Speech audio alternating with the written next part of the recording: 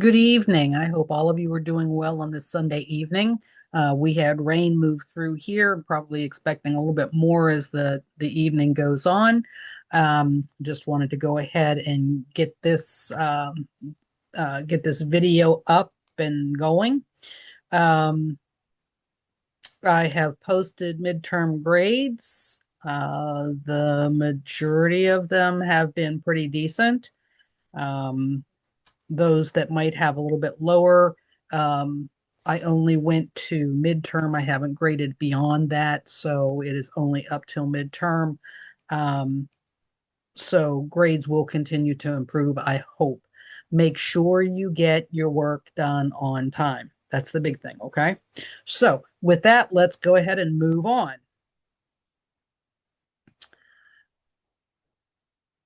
I'm going to share my screen here,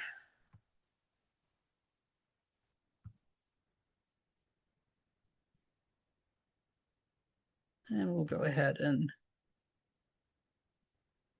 get this in place. So we are doing chapter 10, sex, gender, and sexuality. Um, maybe. There we go. So in this chapter, we are going to be looking at sex, the biological dimension, gender, the cultural dimension, gender stratification in historical and contemporary perspectives, gender and socialization, contemporary gender inequality, and perspectives on gender stratification, and then also gender issues in the future. So, sexualization. It's the act or the process where an individual or a group is seen as a sexual in nature, or persons become aware of their sexuality. Sex research refers to the biological and anatomical differences between females and males. Primary sex characteristics refer to the genitalia used in the reproductive process, and also secondary sex characteristics refer to the physical traits that identify an individual's sex. Um, when we talk about sex and we are talking about the primary characteristics, you have an XY and an XX chromosome. So when you're talking there, those are the only two types of chromosome, XX, XY. So if you are XX, you're going to be female. If you're XY, you're going to be male. Now, that is biological. Okay. So when we talk about sex, that is biological. We have an intersex person, and that's the individual who's born with reproductive or sexual anatomy that doesn't correspond with the typical definitions of male or female.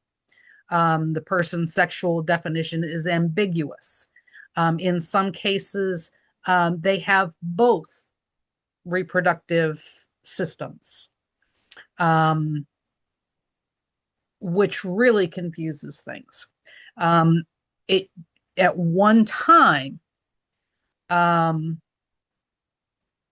if a child was born as an intersex person, they were automatically made female because it was an easier surgery at that time. Now, today is different. They can wait a while. Sometimes people don't even know until they start to have medical issues that they are um, an intersex person. So then we have the transgender person. That's the individual whose uh, gender identity doesn't match the person's assigned sex. This is where we find the trans people.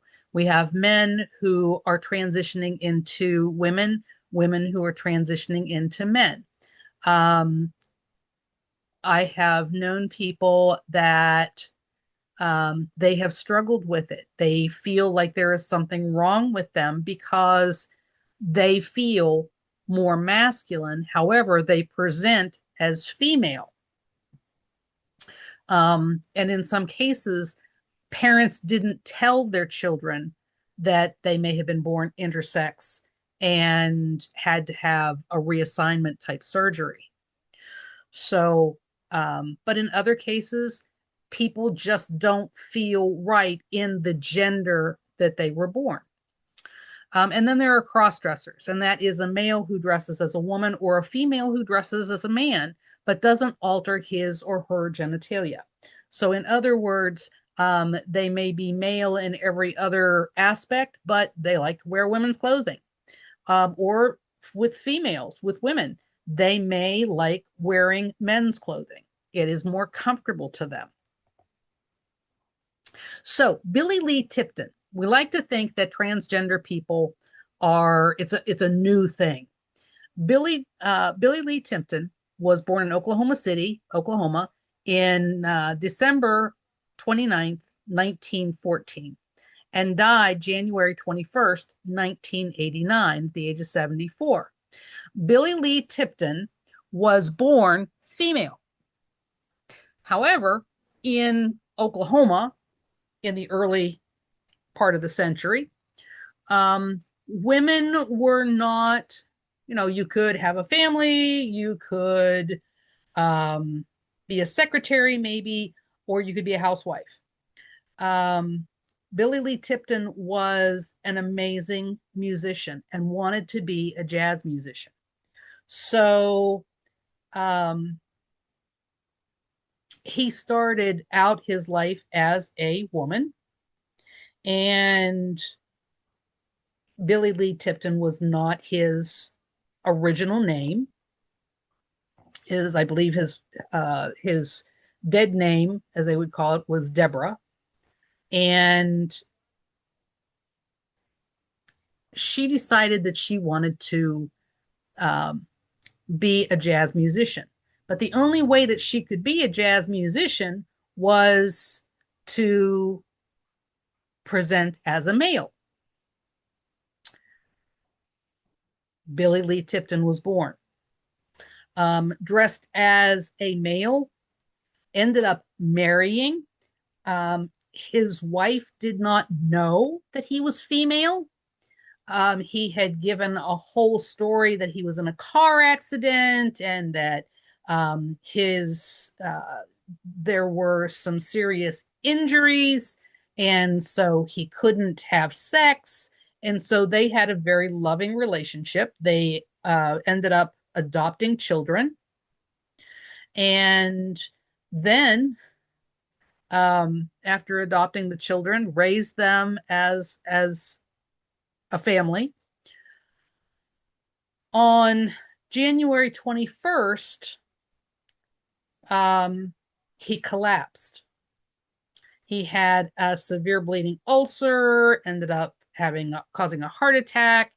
No one knew Billy Tipton was female until the ambulance got there and the paramedics began to work on him. And at that point, they found out that Billy Lee Tipton was indeed female and not male.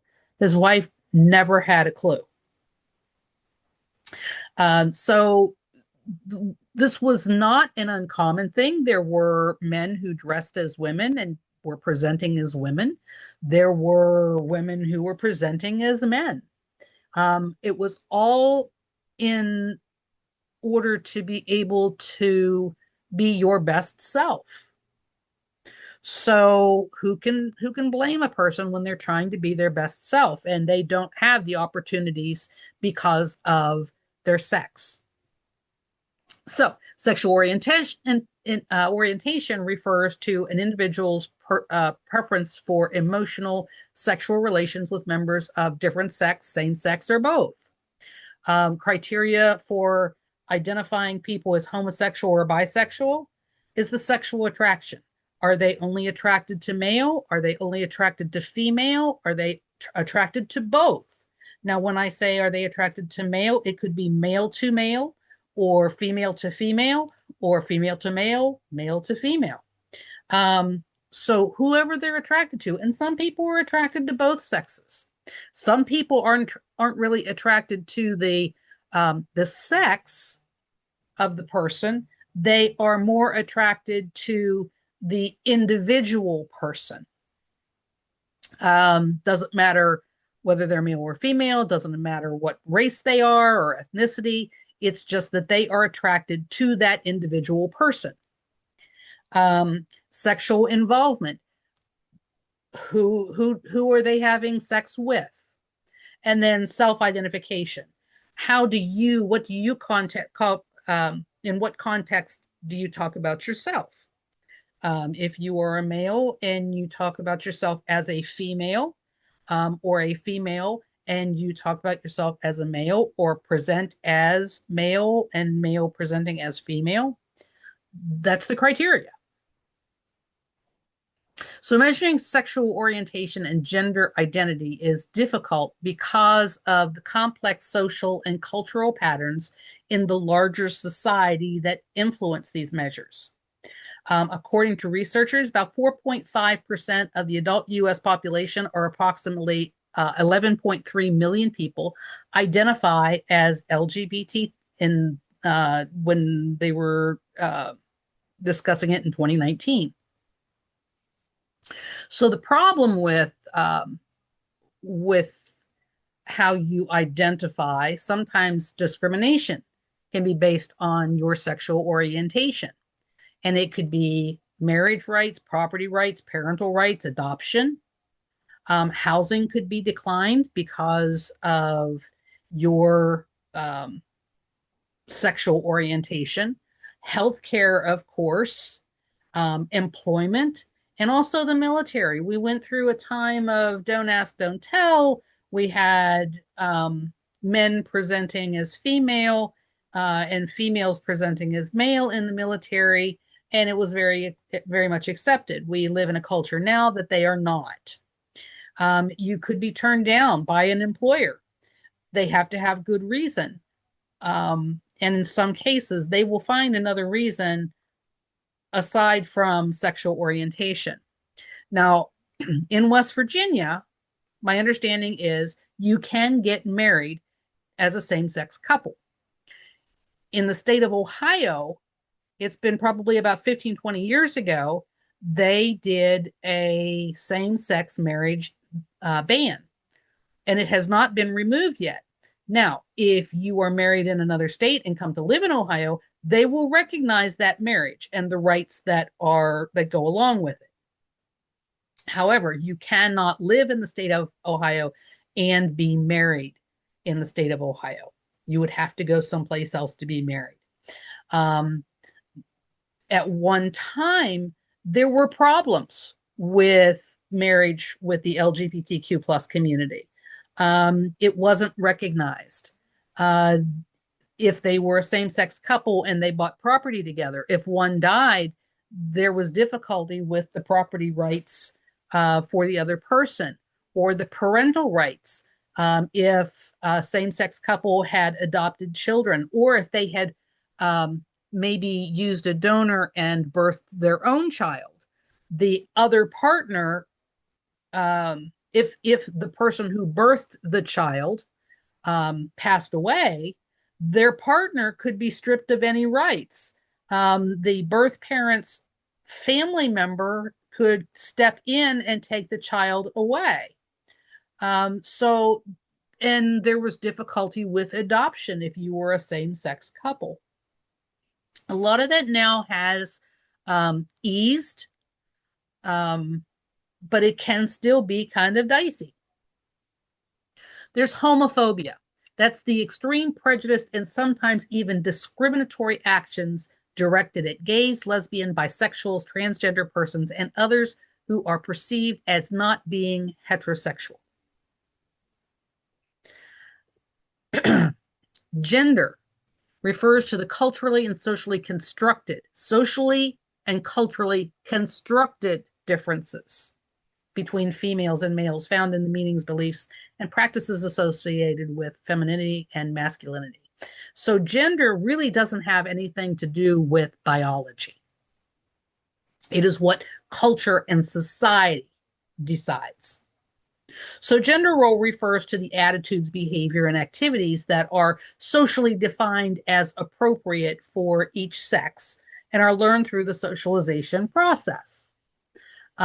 You learn that because that's the way that you're treated.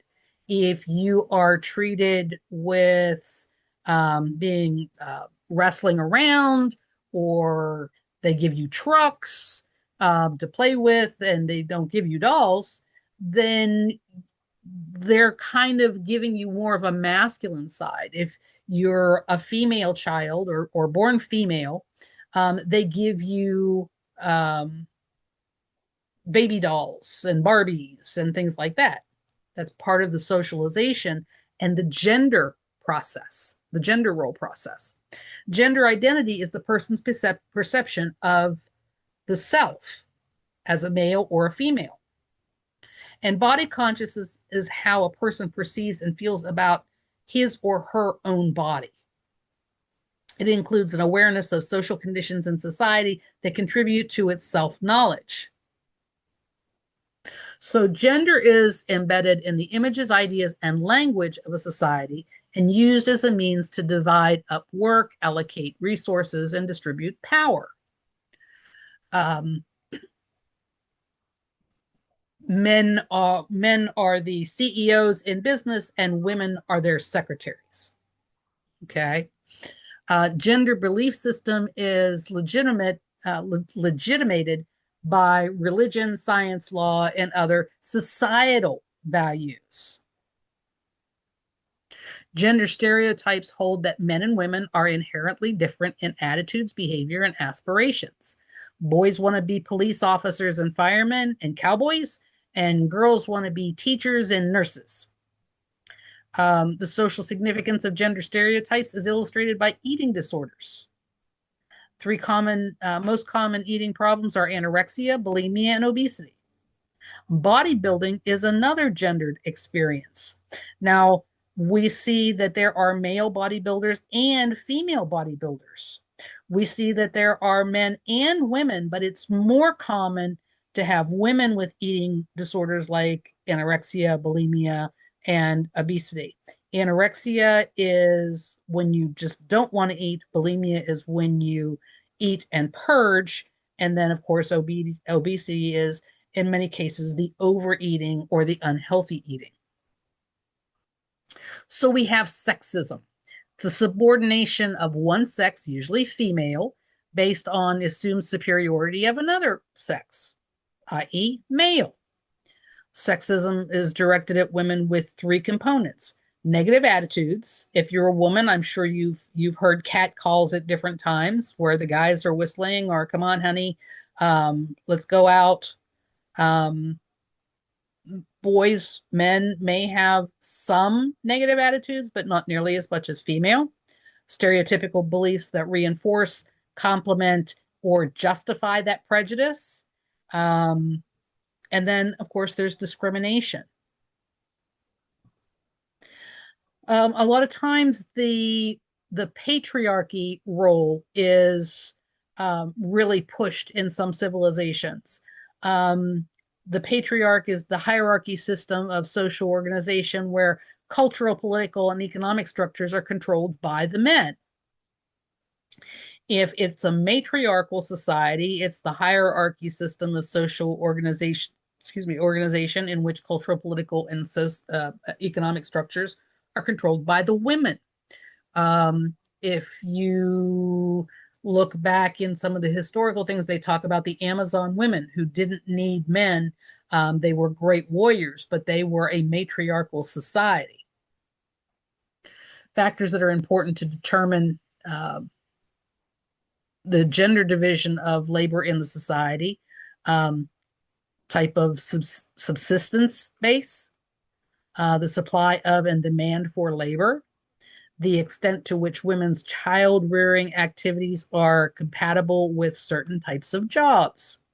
So men supposed to be strong, they can move things around, they can do heavy lifting, but I've also seen some women who can also do heavy lifting and have no problem with it.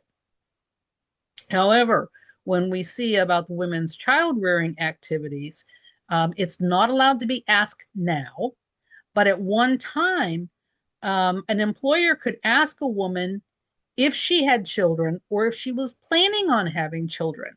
And if she had children, their immediate thought would be, oh, you're never going to be at work because if this child gets sick, you'll be home taking care of them. Or um, if you were planning on having children at some time, they would not hire you because they didn't want to, number one, pay for insurance to cover any type of childbearing, but also you'd be taking time off work to have this baby. You couldn't come right back. So it was kind of frowned upon to hire a woman in a position that was anything but secretarial. And even secretarial could be iffy. Techno-economic bases of society, the hunting and gathering societies, those are pretty, that was where we came from. Um, Many times the men would go out and hunt, the women would gather the berries and things. And so they had that kind of a society. And then there was the horticultural and the pastoral societies. They lived close to the water so that they could farm. They raised animals and they raised crops. The agrarian societies, the industrial societies, the post-industrial societies. So we continued um, to better ourselves. The agrarian societies, we went from just basic horticulture to pastoral to being a very heavy agriculture society where we fed other people. And of course, then the industrial society where we built things, and then the post industrial societies. And we see post industrial now. So here you have the bases of society: agrarian, animal drawn plows and equipment, industrial and invention, the steam engine, and post-industrial invention of the computer. Economic characteristics: hunting, gathering roots and berries. Of course, then planting crops and domestication of animals, labor-intensive farming, mechanized production of goods, and information and service economy, control of surplus. In hunting and gathering, you didn't really have a surplus. But then men began to control societies. Men who own land or herds. Women weren't really allowed to own land or herds. Men who own means of production, and corporate shareholders and high-tech entrepreneurs. And then women's status during the hunting and gathering, it was relatively equal. But then women started to have less and less power. And then when we went to an agrarian, it was very low. Industrial was very low. And then post-industrial, it varies by class, race, and age. People learn gender appropriate behavior through the socialization process. We learn it from our parents. Um,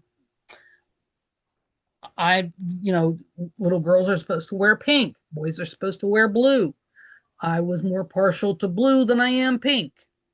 We learn from our peers, the people we hang out with, our teachers in school, the way that they treat us, sports, mass media, and adult gender socialization. Gender bias consists of showing favoritism towards one gender over the other. Gender division of paid work in the United States, the labor market segmentation. It's a division of jobs into categories with distinct working conditions, results in women having separate and unequal jobs. Gender segregated work affects both men and women. There, you would look at a woman, well, she can be a nanny, but of course a man could never be a nanny. So that's that gender segregated work. So a man can be a doctor, but it's frowned upon if a woman becomes a doctor. She can become a nurse. And there was a time when that was a really, really big thing. If you were a woman going into medicine, it was frowned upon.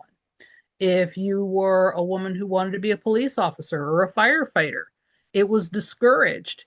Even when you were going through your training for those things. They would try to find ways for to get a woman to drop out, sometimes being rougher on the women than they were the men. Occupational gender segregation contributes to stratification in society. So we have occupations. Managerial, professional, and related occupations, 51.5% women, 9.6 for African American, 9.7 Hispanic, and 8.5 Asians. Managerial occupations, women 40%, African Americans 7.6, Hispanics 10.3, Asian Americans 5.9. Professional and related occupations, women are 56.9%. 37.4% of lawyers are women. 5.5 are African American. 6.1 are Hispanic, and 4.9 are Asian American. Physicians and surgeons, 40.3% of women. And if we jump over to Asian Americans, 19.8%. Service occupations, 57.5% are women. 17.3 are African American, 24.4 are Hispanic, 6.1 are Asian. Building and grounds cleaning, 51.3. We jump over to Hispanics, 38.8. And then healthcare support occupations, not actually the doctors or the nurses. You are the support staff. 87.1% are women. 26.2 are African American. Hispanic are 18.3, and 5.7 are Asian Americans. And then when it comes to ground maintenance workers, 6.7 are women, 7.5 are African American, 45% are Hispanic, and then 1% are Asian American. And here we see the disparities between men and women earning. And they take into all ethnicities and races. If we look at the white, 48,390 for women, as opposed to 61,576 for men. Even in African American societies, Black women make less than Black men. Look at Asian American, 55,569 in comparison to men making over 70,000. And then Hispanic and Latina, women make usually 33,540 up against 40,000 for men. So the pay gap is the disparity between men's and women's earnings.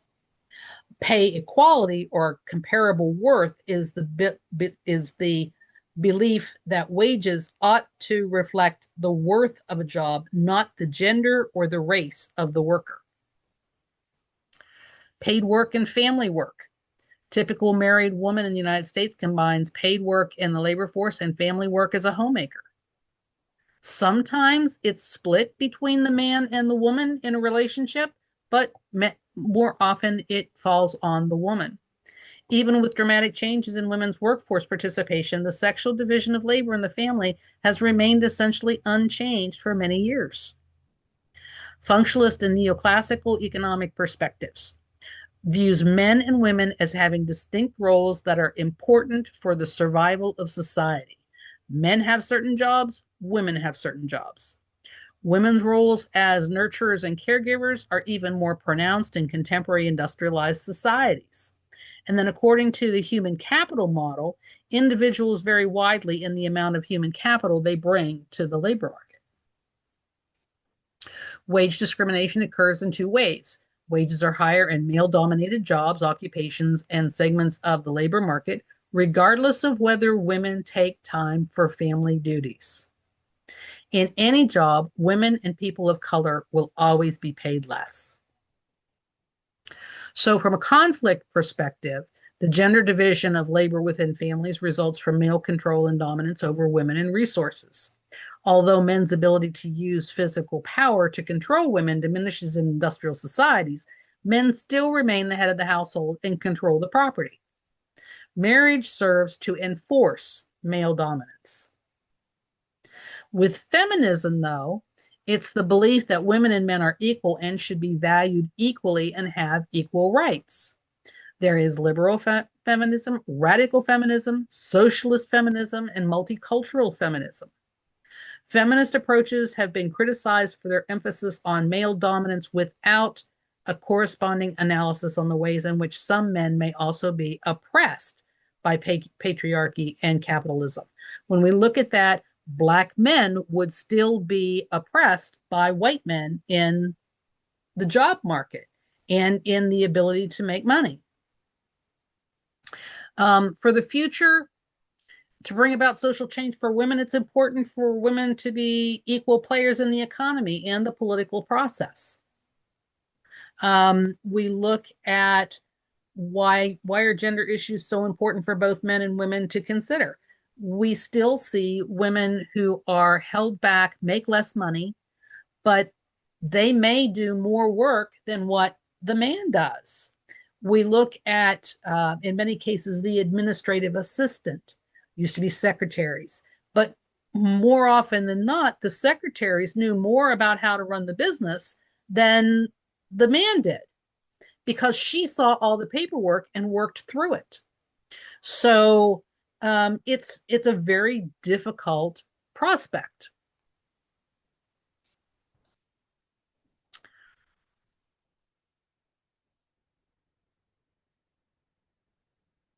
So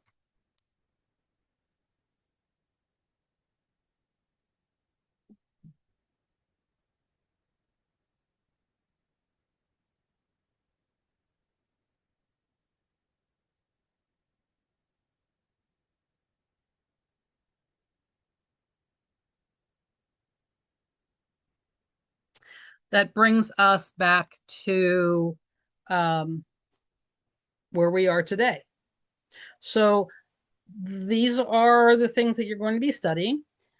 This week, I want you to find an article in social media, newspaper, journal, something fairly current about um, gender, transgender, the LGBTQ plus community. There's a lot of stuff going on right now. We have seen the repeal of DEI. Um, so there's a lot of stuff out there for you to be able to garner some information from. So that's what I want you to do. I'll have a quiz for you, and I'll have a 2-page paper that is in regard to something through media, um, any kind of media. I want you to think about it, explain, give a brief definition or a brief overview of the article, and then where you see some strong points and where you see weaknesses. So I will see you next week. Have a great week.